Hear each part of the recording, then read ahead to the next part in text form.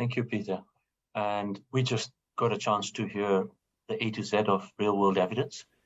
Now we have a chance to hear from some of our panelists who are going to translate some of that real-world evidence to help shape policy. And that's the piece that we're going to focus on.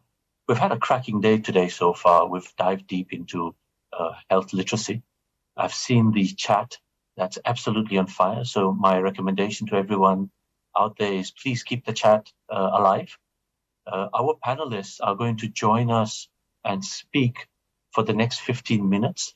As they speak, please don't hesitate to type your questions. We will be capturing them, and we will use them afterwards when we host a Q&A session to talk to the panelists. So with that, I'm really excited to introduce this very esteemed panel that we have, and I would like to invite them to join us one by one. And we will start with Julie Cini, who's the founder and CEO of Spinal Muscular Atrophy Australia Incorporated. You know, she's also the session chair. Zack Pemberton-Whiteley, who's the CEO of Leukemia Care and the founding chair of Acute Leukemia Advocacy Network. We also have Dr. Sawsan Madhi, who is an advocacy advisor for AlignnEficient Health Consultancies, and is also the former Director General of Friends of Cancer Patients Charity in the UAE. It's a very esteemed panel and a group that can share with us some very rich experience how they have taken data and evidence and translated that into some policy shaping. So let's start with Julie, and then we'll go to Zack, and then finally to Dr. Sawsan. Julie, over to you. Thanks so much, Ajay. I really appreciate it.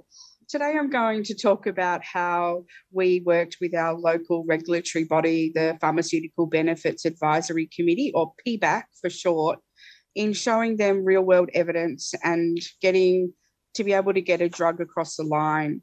So back in 2016, we had a treatment for spinal muscular atrophy that was recommended for children under the age of 18. So anyone over the age of 18 wasn't recommended, and the community was devastated that they thought the children were being looked after and the adults weren't. So it was up to the organisation, SMA Australia, to convince the government about the unmet need of the adult community. They came back to us and said they don't even know what the adult community looked like. Through epidemiology numbers, they thought there were about 600 people living with SMA here in Australia, but they couldn't actually be certain of that. So they wanted us to go and do some deep diving into the community. We had to get to know our community. We needed to know where they lived. We needed to know what state they lived in. We needed to know what type of SMA that they had. So it was an arduous task to get out to the community. We started with 67 adults, and in the end of our time, we quickly increased to about 150. And then over the next sort of this isn't a short period of time either. This is over many months. So by the end of the exercise, we had probably 200 people that we had connected with that we learned had spinal muscular atrophy. Now that's a really big increase for a community that, you know, people are saying is a rare disease and there isn't many people out there. An extra 200 people on our registry was an amazing feat, and it proved to the government that, you know, we kept finding these people. We kept trying to, you know, talk to these people, seeing what was it like in their world. You know, were they having carer issues? Were they able to work? Were they able to, you know, get round to the community? How independent were they? So there were lots of different ways that we were collecting information.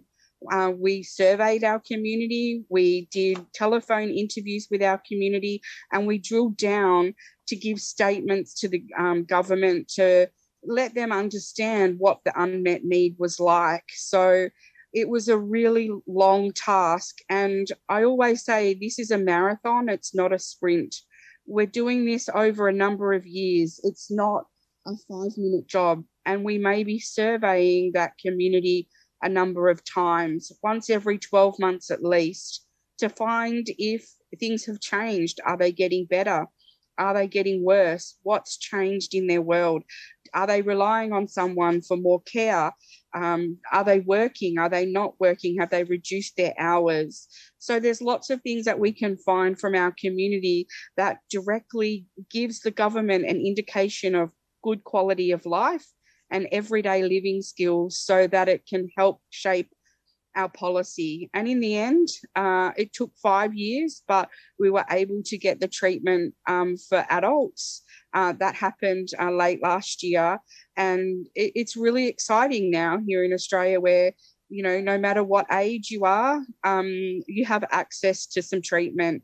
And that's a phenomenal result to help shape our policy here in Australia for access. So I'll pass over back to Ajay. I don't want to take up too much more time because I know we're pressed for time.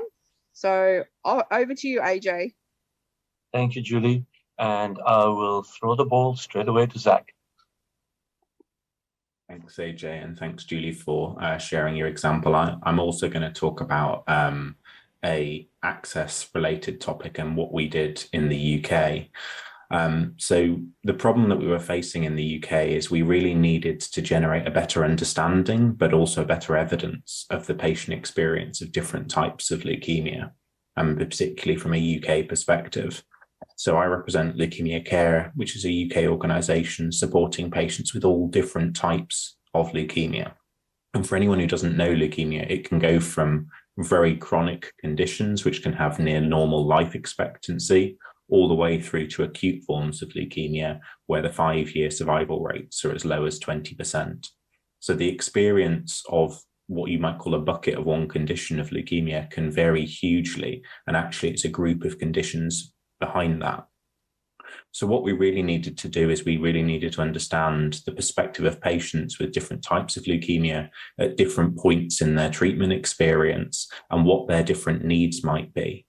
And one of the big reasons for needing this was as part of our access discussions. In the UK, we get the opportunity to be involved at every stage of the process, and we needed the evidence to explain to payers, to explain to government, the experience of different patients at different points, and use this evidence when advocating for access to new treatments. So what we decided to do was we decided to run a very large patient survey. We included all different types of leukemia. We included patients at all different points in their treatment experience. And the aim was to be able to compare between the different types and look where we could see differences and where we could see particular challenges. And when we ran this survey, we had over 2,000 responses in the UK. This survey was designed to specifically allow us to provide evidence to organisations like NICE. So NICE is the National Institute for Health and Care Excellence, and it's the body that approves reimbursement of drugs for use in the health system in England and Wales. And they have a very specific form. They ask the same questions every single time you get involved in an appraisal. And at Leukemia Care, we've normally got somewhere between 5 to 10 different drug appraisals ongoing at any one point. So having a way that we could provide that evidence routinely, kind of systematically and in large numbers was really, really key. And we designed the survey in such a way that actually there were lots of questions, but we had questions particularly covering the questions asked by NICE. So if they asked us something, we didn't just give opinions and case studies and quotes. Of course, we did that, but we were also able to give the percentage of patients who reported particular things. And since this survey, we ran it for the first time in 2016. We've run it numerous times since then to look at how things have changed over time. And since then, we've had lots of positive approvals for new drugs. And every time we've been involved in an appraisal, we've been able to effectively advocate the patient's perspectives and their experience. And because of the way we designed the survey, we're actually able to look at different subgroups of patients, different demographics of patients, to say how patients of particular age groups might respond to a question, or to say how men and women might differ in their perspectives. And that can be really important when no other stakeholder has access to that data from the patient perspective. We've actually also used this survey for a lot of other areas of health policy shaping beyond just the access. So we used it to design everything that we did as an organization. So we run an annual strategy and we work out where our budgets and all of our services should be. And we use the evidence from this survey as the starting point to help us target unmet needs and see the areas where patients were reporting a worse experience to tailor that ourselves as well. And since then, this survey has actually grown into a global survey. So as recently as last December, it turned into a global leukemia patient survey, partnering with all of the different international networks in acute leukemia, CML and CLL advocates. The basis of our original UK survey is now worldwide, and we had over 2,500 respondents for the last version. So thank you very much for listening. I look forward to the discussion.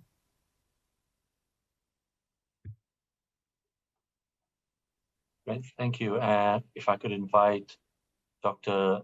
Sawsan to share with us her experience, and remind the audience, if you have questions, please don't hesitate to put them in the chat so that we can capture them and use them in the next session.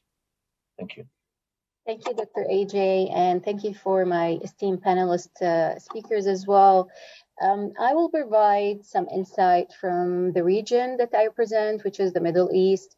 I will provide two insights regarding the use of data in policy shaping. First of all, working as an advocacy advisor and helping many patient organizations in my region, I did notice that although lots of patient organizations do collect data, they don't understand that they are actually collecting data. And I believe even Zack and Julie did mention that they do lots of surveys. And the issue is the patient organization in my region do that, but they don't actually know what to do with the information, which is a big gap that we need to work on.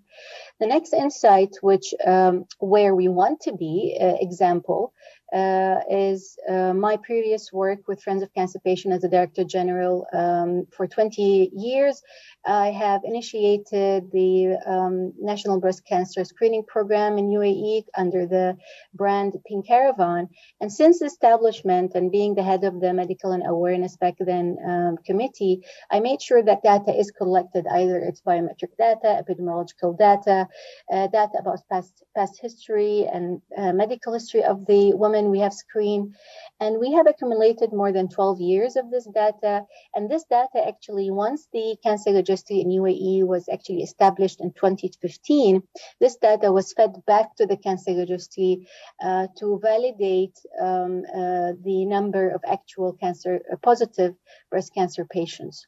So we actually worked with the policy makers and the regulator in our country to feed the data to make sure that their cancer registry is actually having valid data and valid information through the data that we have collected as a patient organization working on the ground with the community to empower them to do breast cancer screening and early detection.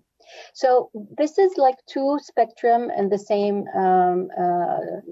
same model where we are right now, which most patient organizations do collect data. They don't know what they are collecting, and they don't know where to use it. But how this can shape policymaker, which is another example that I have mentioned, and really patient organization can have a huge impact on how policy is shaped by providing input to the data through the cancer registries.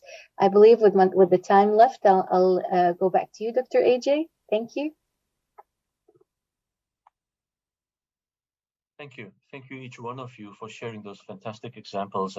It's incredible how, if you harness data in the right way and then target it and communicate it and package it to demonstrate the difference it can make and have a reasonable dialogue with the stakeholders that can influence it and influence policy, you can make impact that affects people and populations.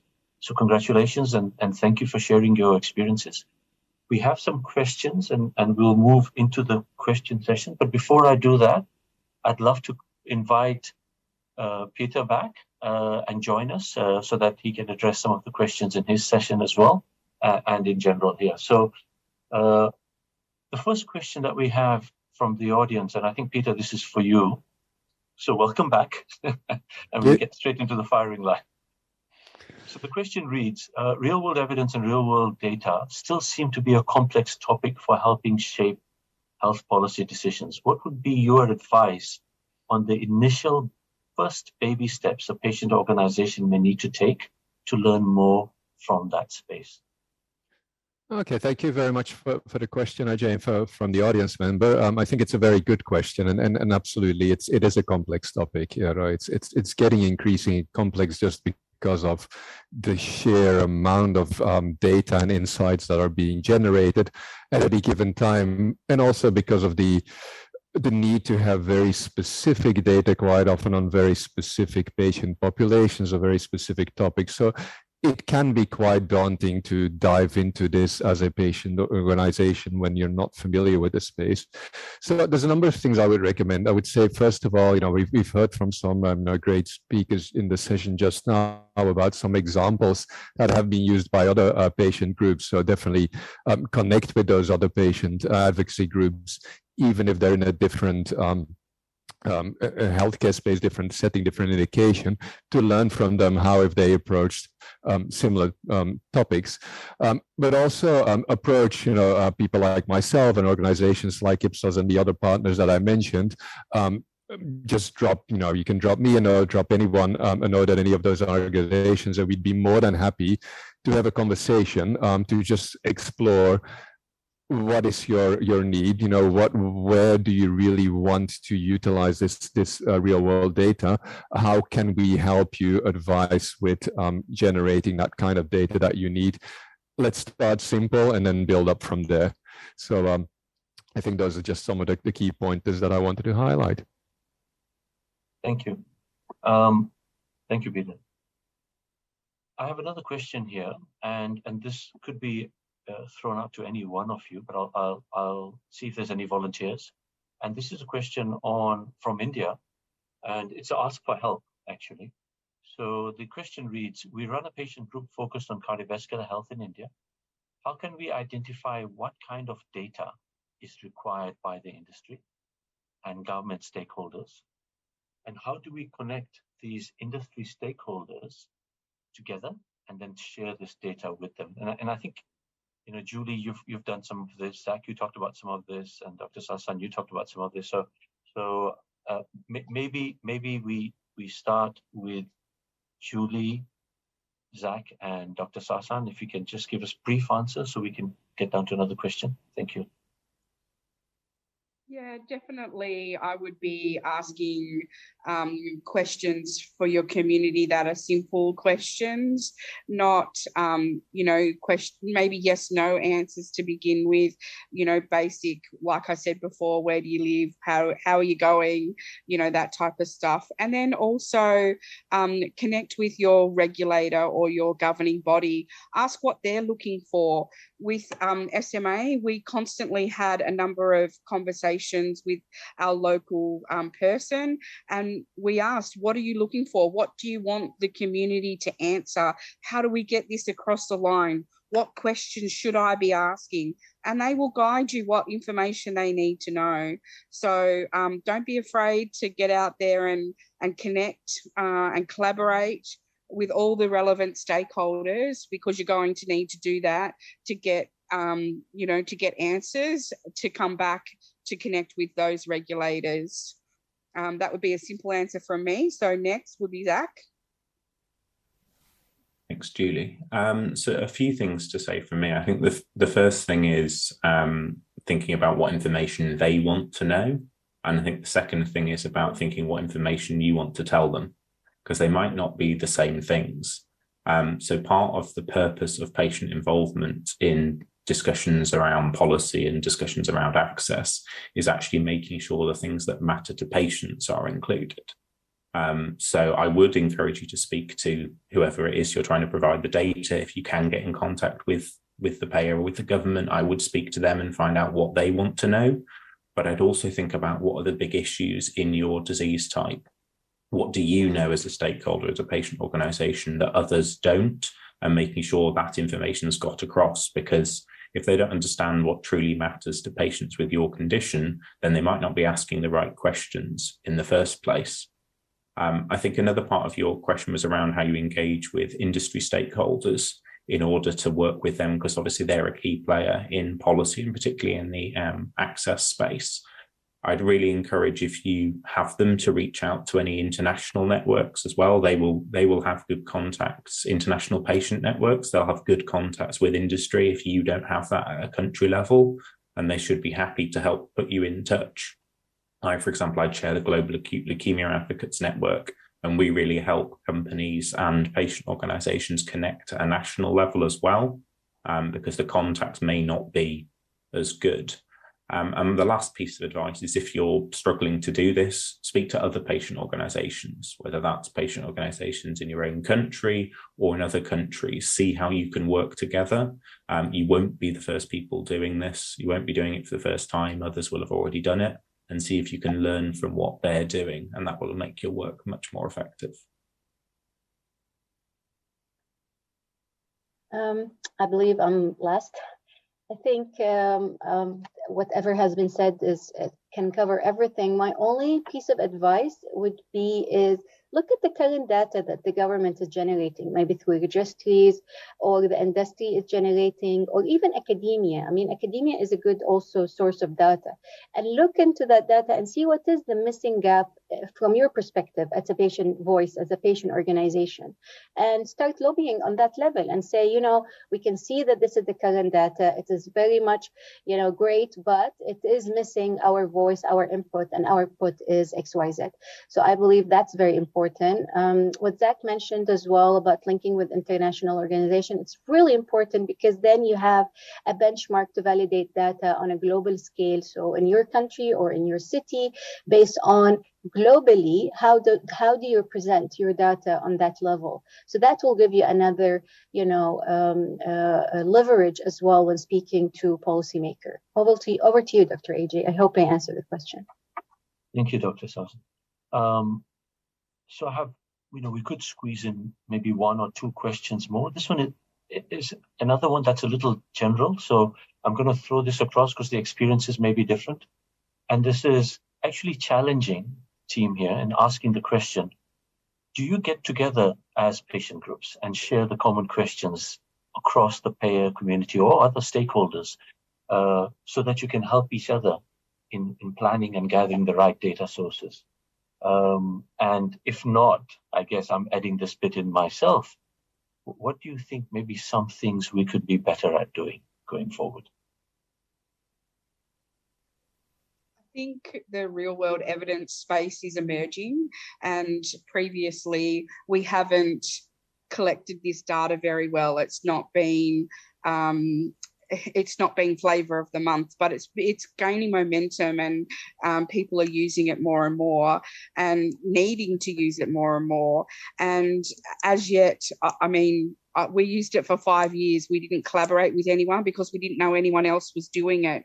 But now I think through forums like this, when we know that there are others out there doing the same work as us, I think collaboration and conversation through patient organisations should be encouraged in the future. If anyone wants to have a conversation with me, I'm happy to share anything that I have learned along the way to help you get a better result. It's really important that you get to the end of the finish line quicker than I did. So I'm happy for anyone to reach out for sure. Zack? Thanks, Julie.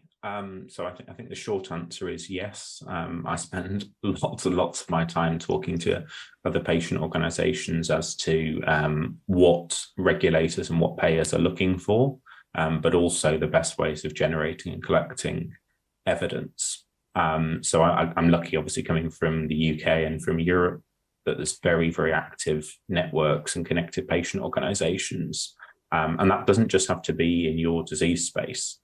So, for example, I'm doing it in the leukemia space. We connect with lots of broad cancer networks and lots of other rare disease networks to try and connect with. One example I really would share is European focused, but it'll be useful for everybody from all regions, is to look at WeCan. So that's the work group of European cancer advocacy networks. They've done a training on evidence-based advocacy. You might see a bit too much of me talking in it. I'm not promoting it for that reason, but it's worth having a look. It gives an intro into lots of things you can do as patient organisations around the evidence space, and there's quite a few bits in there that focus on access and payers, and really how to approach the topic of not knowing what they might want you to cover.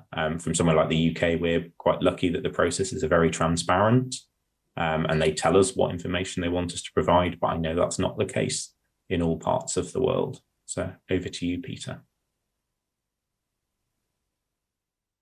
Thanks, Zack. So yeah, I mean, from my perspective, probably not a lot to add. You know, of course, I'm coming at it from a slightly different perspective. You know, working from a real-world evidence firm, but you know, for me, it's mostly just really inspirational to see that patient advocacy groups are relying more and more and using more and more of this real-world evidence data and looking for those opportunities to connect. And again, it's something that you know, I think will naturally come, as Julie mentioned, with real-world evidence coming more to the forefront of everyone, and again, where we as potential real-world data-focused firms can help there is perhaps to facilitate those conversations also by showing some examples of how what those partnerships have looked like. So back to you, Ajay. Thank you. Dr. Sawsan, I have a question for you. You have the privilege of wearing this unique hat. You're a healthcare practitioner and a patient community leader as well. And maybe this question is the right one for you, is how do you think what can patient communities do? How can they be, any tips for them? How can they partner better with healthcare practitioners and medical societies so that they can leverage real world evidence? What is some advice you would give? So just to comment on the previous question before I answer yours, is there is a lot of talk right now in the sphere of the advocacy world where I'm advising, is that there is a lot of talk about forming alliances among patient organizations to strengthen their voice, because we all know that one voice can make an impact, but many can have a huge impact actually. So this is a new novel idea, and it can be pan disease. So it doesn't need to be just oncology or a certain area of oncology. So just to have a take on the previous earlier question. Now, your question is quite interesting, because I think that needs a whole panel on its own, because we healthcare providers and patient organizations have this very unique relationship where there is still a power aspect into it, where still the healthcare provider are still in that power. And I think it's very much culturally, I mean, in my region, and I believe in Asia Pacific, we have the similar, where the healthcare provider is the go-to and what they say is the right thing. And there is no such discussion. I mean, reflecting on Julie in Australia, and of course, Zack in UK, where you have a more of a partnership between the healthcare provider and the patient in generating, what they want and what is their wishes, and how and whatever, treatment plan has to be agreed upon, where that's not the case in my region, and I believe even in Asia Pacific as well, and in Asia.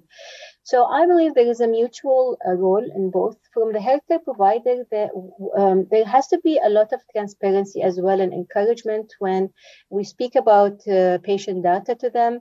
First of all, we have to understand that the patient data collected by the doctors are patient-owned. This is not hospital-owned. This is not doctor-owned. And I believe this is the first thing. This is the first place when we need to start.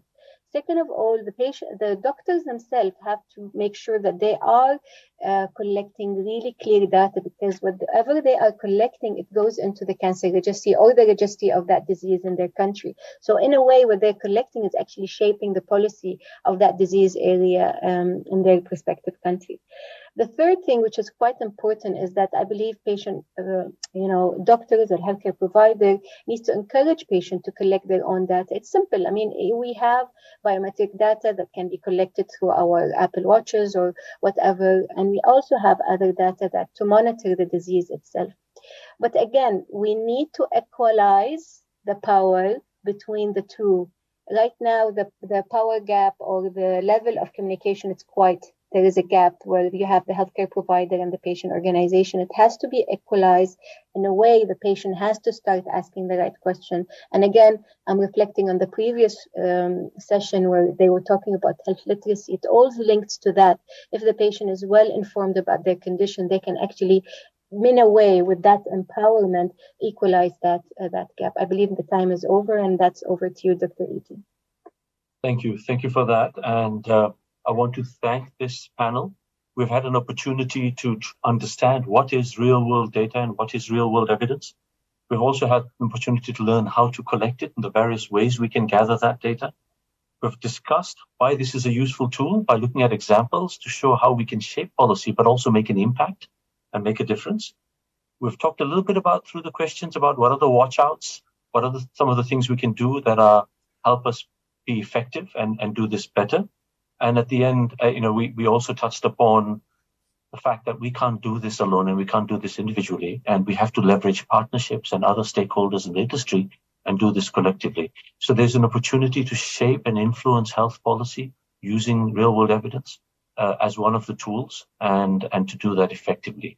So don't hesitate to reach out to some of these speakers if you have more questions. We couldn't get to every single one, but I do want to take this opportunity to thank Julie, Zack, Dr. Sawsan, Peter, for joining us and sharing your very rich experiences. Thank you, and I'd like to hand it back to Julie now so that we could close the session.